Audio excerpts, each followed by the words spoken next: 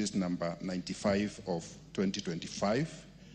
2, the Petroleum Licensing or Petroleum Road Transportation Business Regulations 2025, Legal Notice number 96 of 2025. 3, the Petroleum Operating of Common Petroleum Facilities Regulations 2025, Legal Notice number 97 of 2025. 4, the Petroleum Information and Statistics Regulation 2025, Legal Notice number 98 of 2025. 5, the Petroleum Lubricants Facility Construction and Licensing Regulation 2025, Legal Notice number 99 of 2025. 6, the Petroleum Retail Dispensing Site Construction and Licensing Regulations 2025, Legal Notice number 100 of 2025. 7, the Petroleum Liquefied Petroleum Gas Regulations 2025, Legal Notice number 101 of 2025. 8, the Regulations Petroleum Information and Statistics Revocation Regulation 2025, Legal Notice 102 of 2025. 9, the Energy Retail Facility Construction and Licensing Revocation Regulations 2025, Legal Notice number 103 of 2025, and the Petroleum Products Quality Management Regulations 2025, Legal Notice number 104 of 2025. I beg to lay, Honorable Speaker. Next, order number 6. Order number 6, notices of motion. Kishimo. Thank you, Honorable Speaker. And Honorable Speaker, I beg to give notice of the following motion: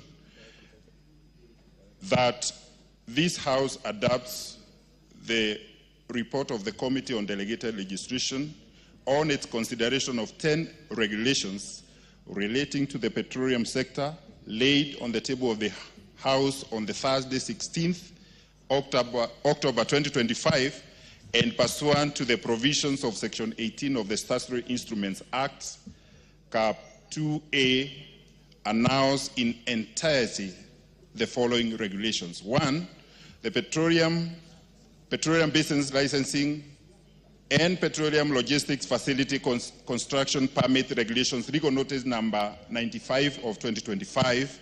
2, the Petroleum Licensing and Petroleum Road Transport Business Regulations, Legal Notice number 96 of 2025. 3, the Petroleum Operating Common Petroleum Facilities Regulations, Legal Notice number 97 of 2025. 4, the Petroleum Information and Statistics Regulations, Legal Notice number 98 of 2025.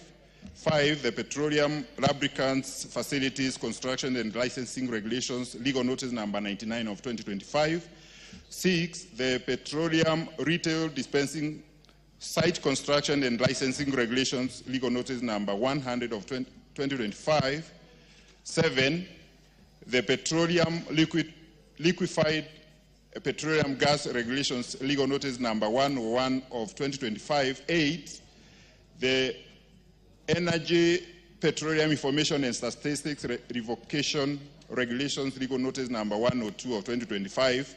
9, the Energy Retail Facility Construction and Licensing Revocation Regulations, Legal Notice number 103 of 2025. And 10, the Petroleum Products Quality Management Regulations, Legal Notice number 104 of 2025. Thank you, Honorable Speaker. Thank you. We now go back to the motion. Harold Kipchumba. Yes, Kahangara. Kipchumba, hold. Yes, Kahangara. Give the yes. Thank you, Mr. Speaker. Mr. Speaker, I'm just raising a proposal at the beginning of the debate. Yes. That considering what you are seeing at JKIA and the expected number of people who come to view the remains, I am proposing that we limit the number of minutes given to members probably to 2 minutes, so that as many members as possible. It's a proposal, yes, so that we have as many members, conversing in the morning session, because the afternoon may not be able to go on. Thank you, Mr. Speaker. Kipchumba, members, do you want to adjust the time allocated?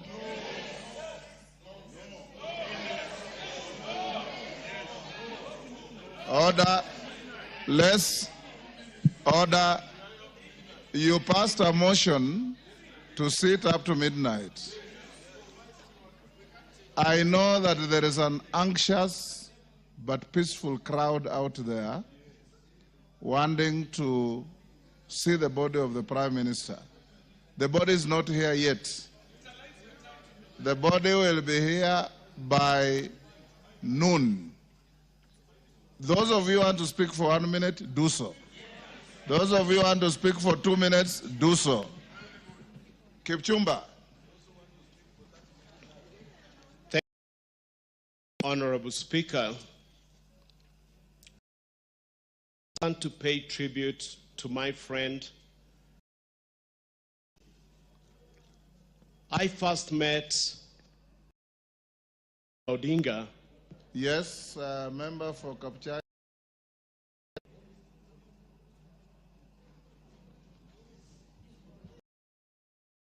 Oh, thank you, Mr. Speaker.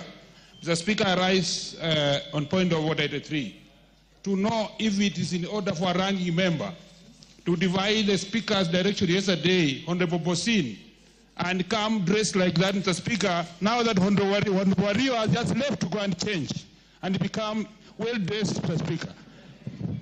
Thank you, Honorable Singh. The point of order is legitimate. Go on, Kipchumba, search your mind and do the right thing. You don't have to answer. Thank you. Go on. Thank you, Honorable Speaker. I stand to pay tribute to a friend. What is it, Posing? Honorable Speaker, I heard your directive very clearly, Honorable Speaker. But people, and you must also appreciate I come from a culture and a community. Honorable Raila Odinga, I supported him in the last election. And where I come from, Honorable Speaker, when a king dies, you don't dress black. You dress light because you appreciate that person, Honorable Speaker. Honorable Speaker, you know Order. Honorable Speaker. Order, Posing. Let me say this. Take your seat. Take your seat.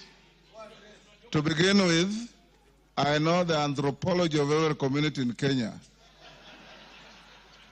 What you are saying is not correct. Go on, Kipchumba. Thank you, Honorable Speaker. I stand to pay tribute to my friend and leader, Right Honorable Raila Odinga, the person I first met in the corridors of cells in 1986 while fighting for democracy. I was picked as a suspect of the Farah movement then. And since we met, he looked at me and wondered how a police officer would handcuff a person on crutches. And we became friends. It is hard to put into words what Right Honorable Raila Odinga means to me, not just as a leader, but as a friend. I have seen in him strength that is silent, patience that does not waver, and a belief in people that never fades, even in times that are rough. Mr. Speaker, the Right Honorable Raila Odinga has carried the weight of Kenya on his shoulders more times than anyone should have done. Yet he still walked with hope, still laughed, still listened, and still dreamt of a Kenya that would live up to its promise of being a great nation. That kind of faith is rare. Mr. Speaker, sir, to me, Right Honorable Raila Odinga has been more than a political figure. He was a teacher of history, democracy, good governance, social justice in this country. He has always provided me with a shoulder to lean on and inspired in me resilience to overcome extremely challenging occasions. A mirror for courage, a role model for integrity and assurance that patriotism is not a slogan, it is a way of life. Mr. Speaker, sir, Honorable Raila, his journey has inspired us to keep pushing, to keep believing, and to never trade truth for convenience. Thank you, Honorable Raila, for showing us what leadership looks like when it is grounded in love for the people and country. Mr. Speaker, sir, the Right Honorable Raila, I call him Baba, showed great love to persons with disabilities whom he constantly nurtured politically and helped them climb to their highest political heights both in Orange Democratic Movement Party and the Houses of Parliament. At a personal level, my family and I wish to record our most sincere appreciation for his assistance to me and my son at very difficult moments in our lives when we needed medical attention both inside and outside Kenya. After a fatal road accident involving me and my son in 2013, he mobilized and paid for the top neurosurgeons in the country to manage my son. Even when my nomination to the Senate was nullified, he stood by both morally and financially to date. This lasted for the period 2013 to the time of my current nomination to the National Assembly, which he wholeheartedly supported and facilitated, notwithstanding the fact that I came from a community that did not significantly support our party, ODM. Lastly, Mr. Speaker, sir, let me end by... Give him 30 seconds to wind. Let me end by quoting the last message by Honorable Raila Odinga to me last Sunday, 12th October 2025 at 9:13 a.m., where he wrote, "Thank you, my brother, for standing with the party in Baringo. I will always cherish this personal affection and recognition. Fare thee well, my friend, Right Honorable Baba." Thank you, Mr. Speaker, sir. Thank you. Member for Bumula. Wamboka. Thank you, Honorable Speaker. It is indeed difficult to mourn a friend, a father, to all of us and to the nation. When my friend Wafula Buke called me yesterday morning of the passing of Raila Odinga, I did not believe, Honorable Speaker. It looked like a normal joke, April Fool's Day. It looked like something will happen and Raila Odinga will be back. It is very difficult.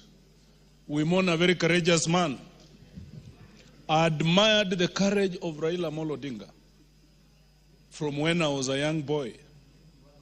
What Raila has been able to do for this country, in very difficult times, Honorable Speaker.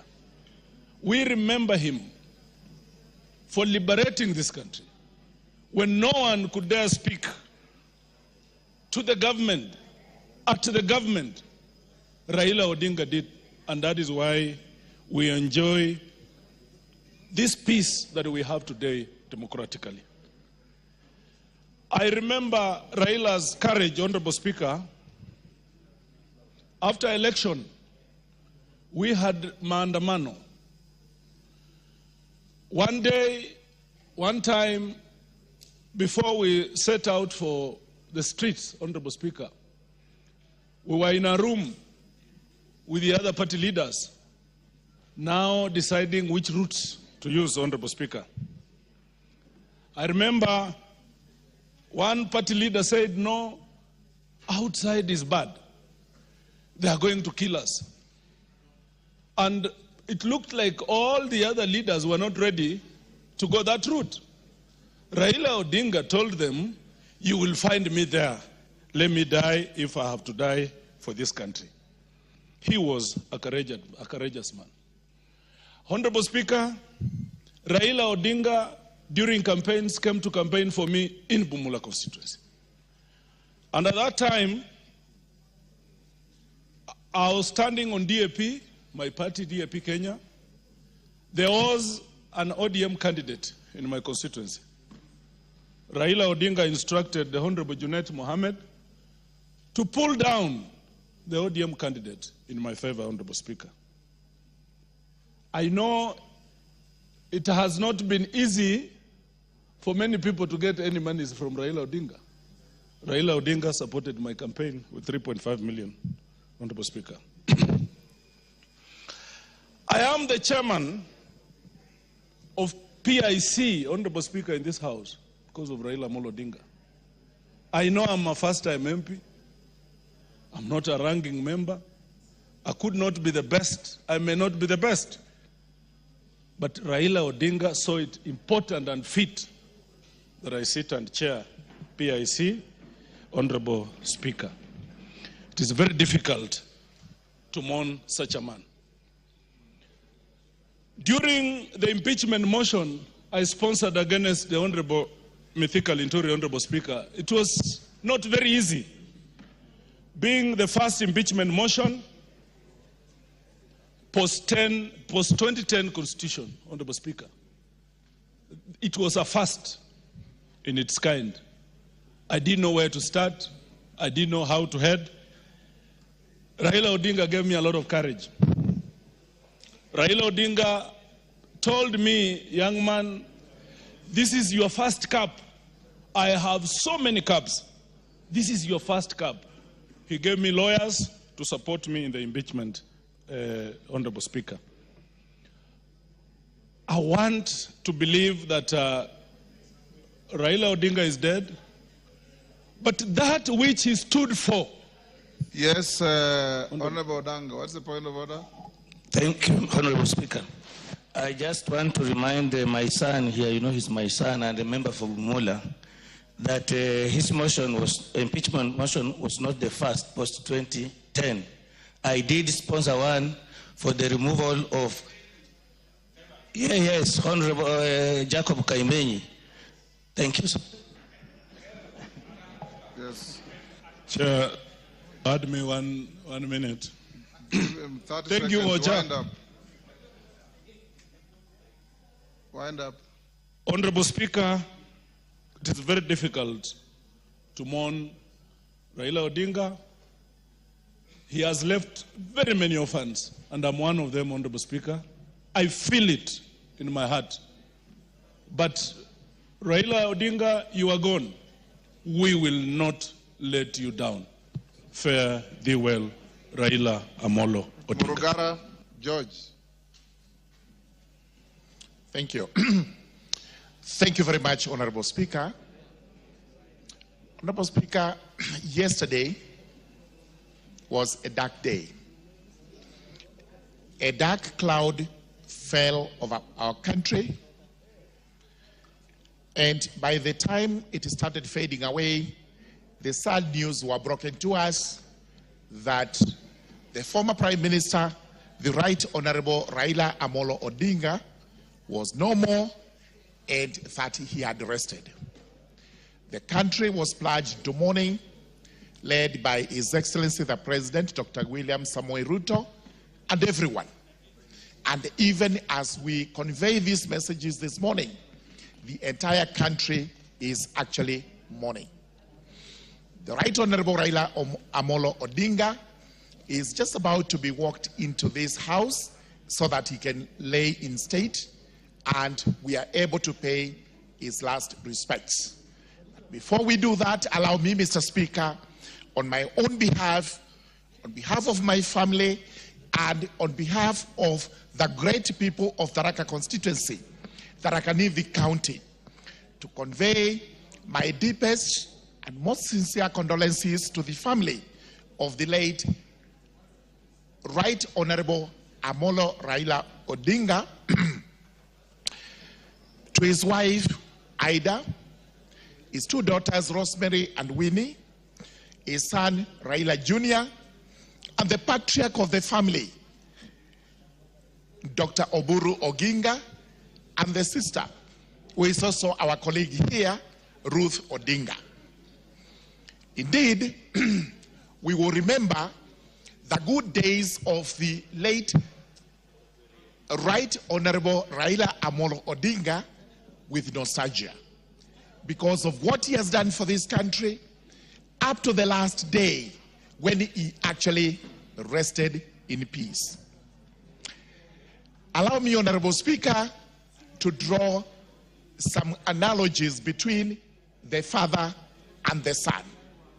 We all know that Raila Amolo Odinga was the son of the doyen of opposition politics in the country, the late Adonijah Oginga Odinga, whom we reverently referred to as the Jaramogi.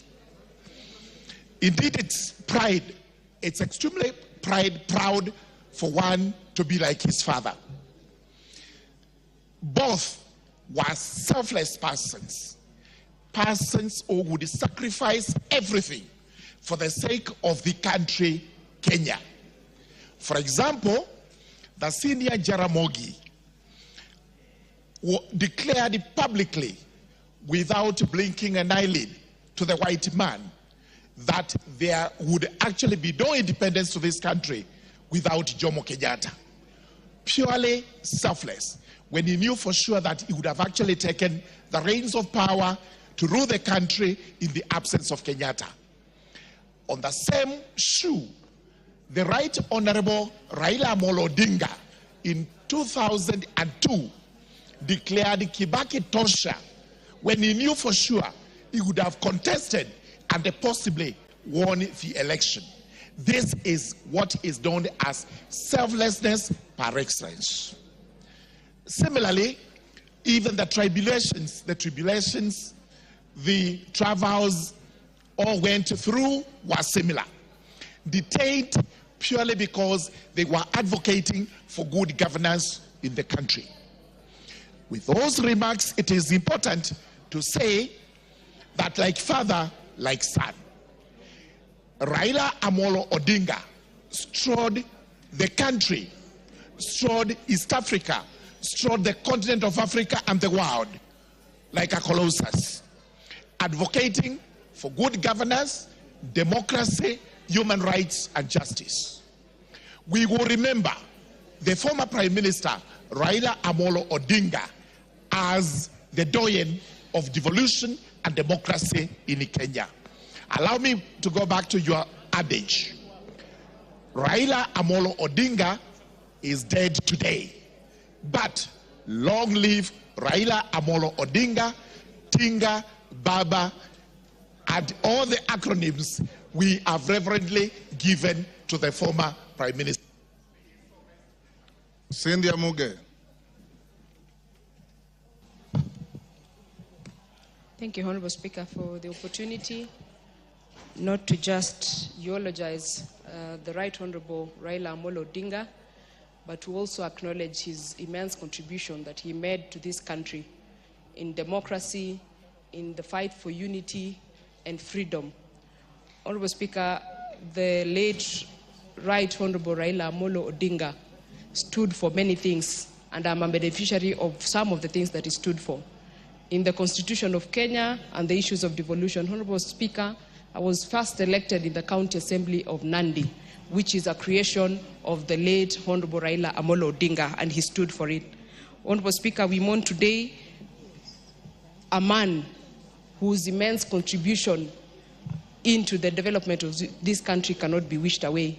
And Honorable Speaker, I want to remember the late Raila Amolo Odinga in his journey, that he has demonstrated a number of times that leadership is not about privilege, but it is about service. And Honorable Speaker, I must remember the late Raila Amolo Odinga for inspiring and giving hope to the young people to fight for a freer nation, to fight for a better Kenya. Honorable Speaker, we reflect on his immense contribution, not only to honor this man, but to also ensure that we continue to nurture democracy and unity of this country. May his soul rest in peace, and may his family, the spouse, Mama Ida, the children, Honorable Speaker, and the people that he made. Raila Amolo Odinga made hundreds of politicians in this country, and he has held their hands through the political terrain, and we appreciate him for the immense contribution. On behalf of the people of Nandi, we say, fare thee well, Raila Amolo Odinga. Your spirit will continue living on in the generations that you taught and mentored in this country, Kenya. May his soul rest in peace. Member for Westlands. Thank you, Honorable Speaker. Let me take this opportunity also to eulogize and pay tribute to my great political mentor, Raila Amolo Odinga. Honorable Speaker, the year 2007,